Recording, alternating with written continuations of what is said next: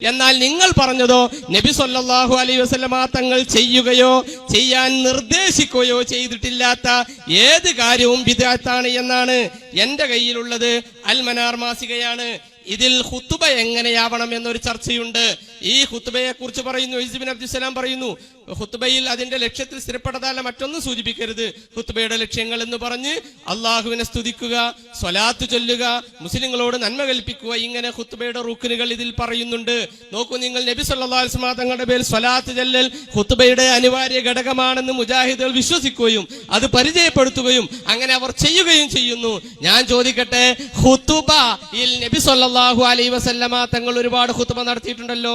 ഏതെങ്കിലും ഒരു ഖുതുബയിൽ നബി സല്ലല്ലാഹു അലൈഹി വസല്ലമ തങ്ങൾ അള്ളാഹുവിന്റെ റസൂലിന്റെ പേരിൽ സ്വലാത്ത് ചൊല്ലിയതായി നിങ്ങൾക്ക് ഒരു ഹദീസ് കൊണ്ട് തെളിയിക്കാമോ? ഒന്നാമത്തെ ചോദ്യം മനസ്സിലാക്കണം. അള്ളാഹുവിന്റെ റസൂല് ചെയ്തിട്ടില്ലാത്തത്, അവിടുന്ന് നിർദ്ദേശിച്ചിട്ടില്ലാത്തത് ബിദ്അത്താണ് എങ്കിൽ നിങ്ങളുടെ വാദത്തിന്മേൽ എടുത്തുകൊണ്ടാണ് ചോദിക്കുന്നത്. അള്ളാഹുവിന്റെ റസൂൽ ഒരുപാട് ഖുതുബ നിർവഹിച്ചിട്ടുണ്ടല്ലോ. ആ ഖുതുബയിൽ ഏതെങ്കിലും ഒരു ഖുതുബയിൽ നബി സല്ലല്ലാഹു അലൈഹി വസല്ലമ തങ്ങൾ അവിടുത്തെ മേൽ സ്വലാത്ത് ചൊല്ലിയതായിട്ട് തെളിയിക്കാൻ നിങ്ങൾക്ക് സാധിക്കുമോ? അല്ലെങ്കിൽ ഖുതുബയിൽ സ്വലാത്ത് ചൊല്ലണം എന്നൊരു നിർദ്ദേശം അള്ളാഹുവിന്റെ റസൂൽ ചെയ്തതായി തെളിയിക്കാമോ? അങ്ങനെയില്ലെങ്കിൽ ഒക്കെ ബിദ്അത്താണ് എന്നല്ലേ നിങ്ങൾ പറഞ്ഞത്? അതുകൊണ്ടാണ് ചോദിക്കുന്നത്.